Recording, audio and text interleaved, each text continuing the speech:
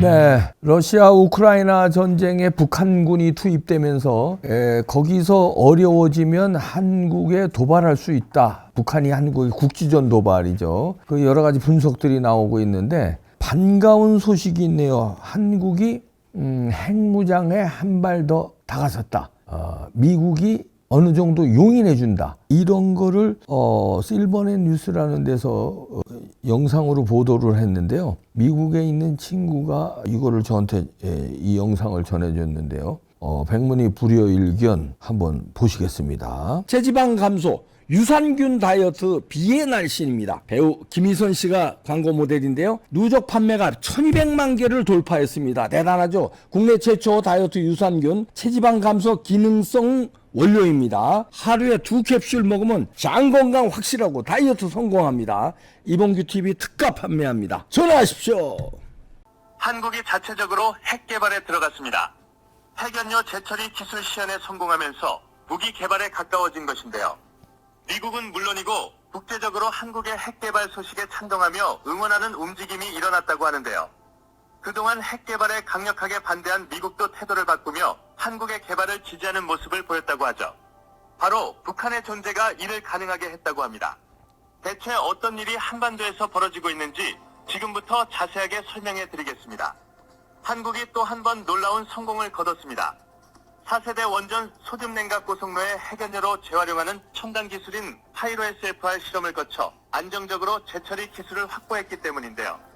월성 인근 지하 실험실에서 진행된 이번 결과는 그동안 수건 사업이었던 한국 핵개발을 앞당긴 중요한 실험이었습니다. 현재 한국에는 원자력 발전소에서 사용된 핵연료가 쌓여 있습니다. 98.1%에 달하는 양인 50만 7,748다발이 현재 원자력 발전소 지하에 묻혀 재처리되기를 기다리거나 폐기되길 기다리고 있죠. 원자력을 띠고 있는 이 원료를 제대로 해결하지 않으면 한국은 원자력 사고도 날 수 있었던 위험한 상황 더 깊은 곳을 파내 핵연료들을 묻을 수 있게 처리하거나 안전하게 이 핵연료를 재가공해야 하는 일이 필요했습니다. 하지만 미국에서 핵연료 재가공에 대해 완강한 거부 의사를 표현했죠. 재가공 시 나오는 플루토늄과 우라늄 자원이 큰 걸림돌이었습니다. 소량이라도 나올 시 이를 이용해 핵폭탄을 개발할 수 있다는 점에서 정치적으로 재가공은 불가능했죠. 그러나 미국의 허가를 받아 이를 해결할 수 있는 수단이 생긴 것입니다. 원래였다면 불가능한 재처리의 물꼬를 터준 인물은 우리가 잘 아는 인물이었는데요. 바로 빌 앤드 멀린다 게이츠 재단의 의장 빌 게이츠입니다. 빌 게이츠. 세계에서 일어나는 빈곤과 에너지 문제 해결에 집중하는 그는 원자력에 깊은 관심을 보인 인물입니다. 화석 연료에 의존하지 않고도 많은 양의 에너지를 생산할 수단을 원자력으로 보는 그는 한국에 큰 관심을 보였는데요. 바로 한국에서 소듐 냉각 고속로 원전을 개발했기 때문이죠. SFR은 현재 연구개발 중인 원자로 가운데서 지속 가능성은 물론이고 경제성 및 안전성에서 탁월한 원자로로 현재 4세대 원자로 기술 중 가장 발전한 기술입니다. 한국은 SFR 원전을 세계에서 가장 먼저 개발한 국가로 빌 게이츠가 탐낸 기술을 먼저 개발했지만 정치적인 이유와 비용 문제로 인해 제대로 기술을 적용하지 못했습니다. 이 사실을 안 빌 게이츠는 SFR 기술을 활용하고자 한국을 방문했죠. 독자적으로 소듐 냉각 고속로를 개발한 빌 게이츠는 테라파워라는 회사를 세워 개발에 수천억을 쏟아부었습니다. 하지만 이 기술이 한국이 개발한 기술에 비해 뒤처진 것을 깨닫고 이를 참고하고자 한국을 들린 것입니다. 덕분에 한국은 SFR 기술을 시연하고 이를 활용할 기회를 얻게 되었죠. 그동안 미국의 간섭으로 인해 원자로 개발에 뒤처졌으나 빌 게이츠의 개입 덕분에 SFR 기술을 활용할 수 있게 되었습니다. 미국 역시 빌 게이츠가 개발하는 SFR 원자로 기술에 탐을 내던 상황 한국의 SFR 개발을 허용함으로써 빌 게이츠 기술 개발을 간접적으로 지원한 것인데요. 이 기회를 활용해 한국은 핵연료 재처리에 손을 댈 수 있었습니다. 핵 개발에 한 발 가까이 다가갈 수 있었던 것이죠.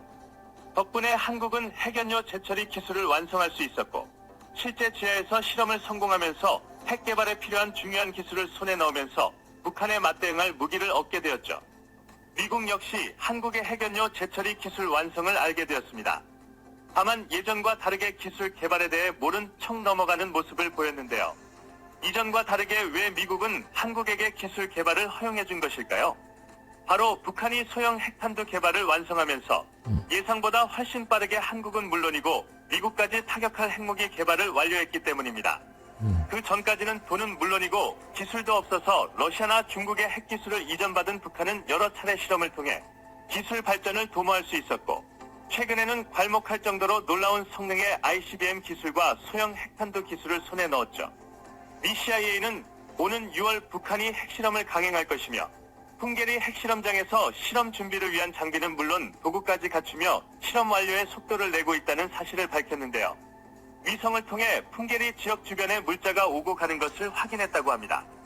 무게 400-500kg에 해당하는 경량 핵탄두 개발은 그동안 핵탄두 무게가 무거워 멀리까지 쏘아 보낼 수 없었던 북한의 사거리 한계를 극복한 것으로, 이번 실험이 성공으로 끝난다면 더는 북한을 효과적으로 압박하는 것은 무리에 가깝습니다. 자신에게 마음에 안 드는 일이 있다면 핵을 쏘아 보내겠다고 협박, 미국까지 타격할 수 있다고 말하며 한국이 아닌 미국을 협박해 자신이 원하는 것을 얻어낼 수 있기 때문이죠.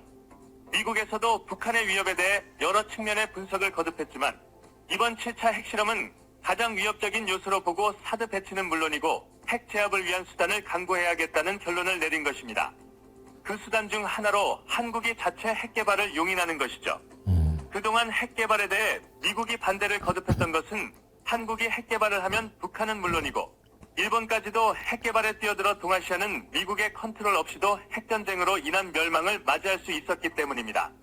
그나마 해구산 보호를 선언하며 한국과 일본을 억제한 덕분에 큰 사고가 일어나지 않았지만, 북한이 핵실험을 강행한 끝에 더는 미국의 해구산으로는 부족하다는 현실이 드러난 것이죠.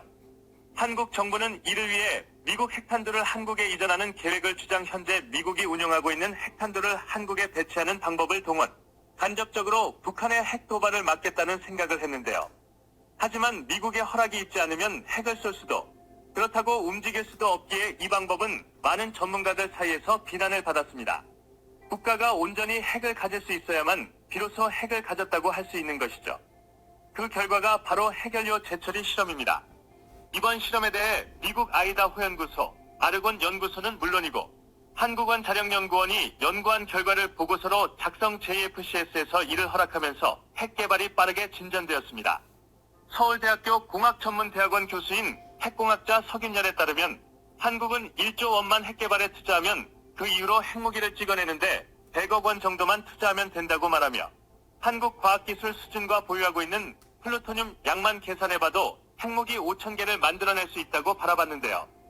이번 재처리 기술 실험이 성공함에 따라 핵무기 개발 완료까지 대략 1년 정도의 시간이 소요될 것으로 분석됩니다. 이 기간 동안 북한의 도발에 맞서 미국과 공동 대비를 한다면 충분히 한국은 핵무장을 통해 핵보유국으로 거듭나게 되는 것이죠. 국제원 자력기구 역시 한국의 재처리 기술 실험 성공을 알게 되었고, 이에 대해 지지하는 의사를 표명하며 한국 핵 개발에 긍정적인 답변을 보냈습니다. 특히 올해 9월부터 IAEA 의장국을 맡게 되는 한국이기에 이번 핵 개발 지지는 의미 있는 메시지라 볼 수 있는데요. 미국 보수논객인 더그 밴도는 한국 핵무장에 첫 발을 내디딘 것에 축하의 메시지를 보내며, 박정희 대통령이 과거 성견지명을 보인 일이 지금에서야 결실을 보게 되었다며, 핵무장은 한반도만이 아니라 중국까지도 영향을 주는 중요한 결정이라며 칭찬했습니다. 미국 전략국제문제연구소의 브래드 글로서먼 국장과 데이빗 센토리 선임연구원은 월스트리트 저널 기고문을 통해 무력감을 느끼던 한국에게 단비와 같은 소식이며, 이는 한국만이 아니라 미국에게도 중요한 소식이라며 박수를 보냈습니다. 오, 반가운 소식입니다.